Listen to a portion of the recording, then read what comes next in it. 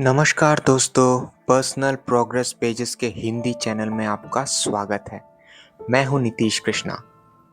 दोस्तों, कुछ फिल्में दी एंड के बाद असल में शुरू होती है और हमारी जिंदगियों में काफी प्रभाव छोड़ जाती है। जिंदगी के हर मोड़ पे ये याद आती है। आज हम बात करेंगे ऐसी ही एक all time cult classic movie की, जिसका नाम है आनंद। ये सन 1971 में रिलीज हुई थी, जिसे लेजेंडरी डायरेक्टर ऋषिकेश मुखर्जी ने बनाया था, जिसमें राजेश खन्ना और अमिताभ बच्चन का मुख्य पात्र है। कहानी कुछ इस प्रकार है। डॉक्टर बैनर्जी, जो अमिताभ बच्चन का किरदार है, एक कैंसर स्पेशलिस्ट है और एक आदर्शवादी और गंभीर डॉक्टर है जो हमेशा सच बोलने में विश्वास रखते हैं। वे अपने आसपास दुख और पीड़ा देखकर व्याकुल रहते हैं, विशेष रूप से गरीब मरीजों के दुखों को देखकर। भास्कर इस बात से परेशान है कि मेडिकल साइंस हर बीमारी का इलाज क्यों नहीं कर सकता।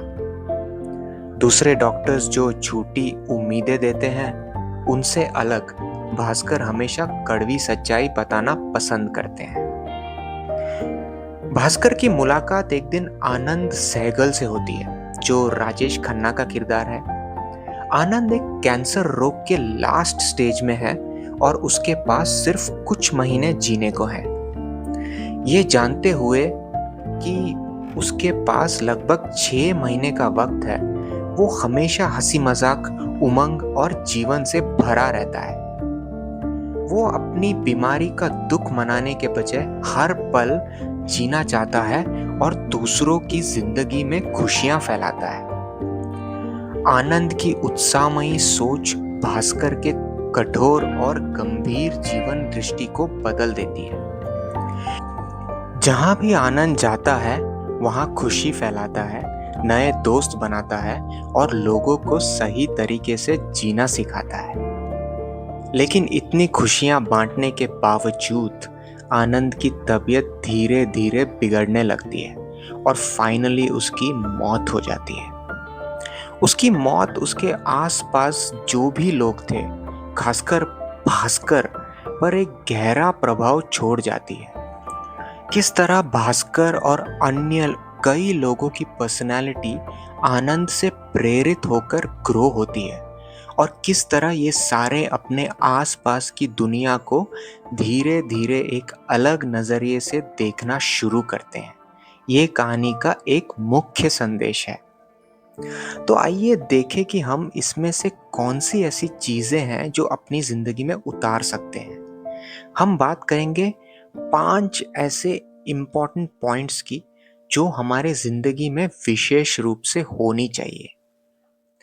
पहला पॉइंट, जिंदगी को भरपूर जियो, live life to the fullest. Anand जानता था कि उसके पास सीमित समय है, फिर भी वो उत्साह और खुशी के साथ जीना चुनता है। ये हमें सिखाता है कि खुशी एक चुनाव है। आनंद के पास 6 महीने थे, यानी कि करीब 180 दिन। अब किसी और के पास 6 साल होंगे तो उसके पास करीब करीब 2000 दिन है, और जो लंबी उम्र वाले हैं उनके पास करीब 30-40 साल होंगे तो करीब करीब 10,000 दिन। लेकिन इनमें से कितने दिन ऐसे होंगे जो आप अपने बेस्ट ऑफ द हेल्थ, यानी बेहतरीन स्वास्थ्य में जिएंगे, उस बेहतरीन आयु में होंगे जब आपका स्वास्थ्य अच्छा होगा। अभी गिन के देखिए दोस्तों, ज्यादा दिन नहीं है किसी के पास। तो हर एक क्वालिटी दिन को हम कैसे जिएं, इसकी एक शानदार मिसाल मिलती है हमें इस मूवी से। दूसरा पॉइंट, बातचीत का तरीका, कम्युनिकेशन विदाउट ईगो। जो इंसान अपने अहम को अलग रखकर किसी से बातचीत करता है, उसने जिंदगी को सही ढंग से जीने की कला सीख ली है। जब आप अपना ईगो साइड में रखते हैं और कम्युनिकेट करते हैं, तो आप सुनने को ज़्यादा उतावले होते हैं और बोलने को कम। आप दूसरे इंसान की बात को सुनते हैं और फिर आराम से सोच समझकर अपना विचार व्यक्त करते हैं, जिससे एक अच्छी क्वालिटी की बातचीत होती है।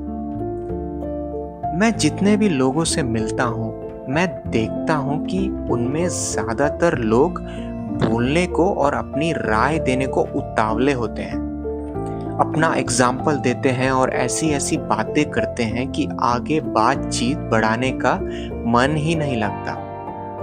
शायद इसलिए ये कहा जाता है कि स्कूल टाइम के दोस्त ही असली दोस्त हैं, क्योंकि उस एज में ईगो नहीं होता और बॉन्डिंग काफ़ी ज़बरदस्त होती है। लेकिन ये बात गलत है कि एक एज के बाद अच्छे दोस्त नहीं मिलते।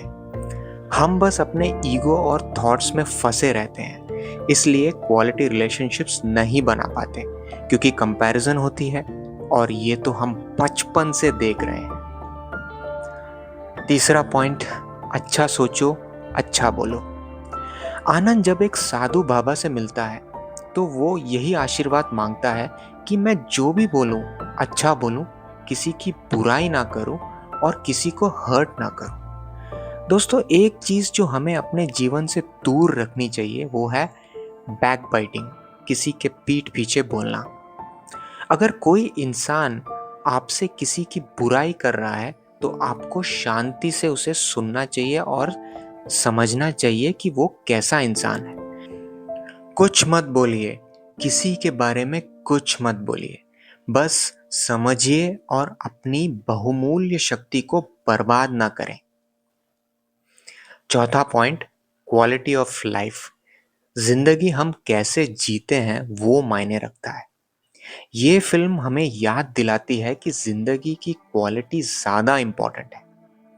किस तरह आप अपने मनपसंद काम के लिए समय निकालते हैं, ट्रैवल करते हैं और प्रकृति को समझने की कोशिश करते हैं। जिंदगी एक प्रोसेस है दोस्तों, और जो इंसान कंसिस्टेंटली इस प्रोसेस को बेटर करता रहता है वही खुश रहता है, आनंद में रहता है।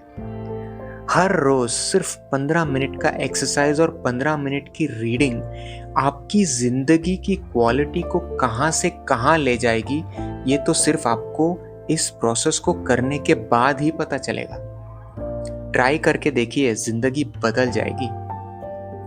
पांचवा पॉइंट, वर्तमान को अपनाओ, बीइंग इन द प्रेजेंट।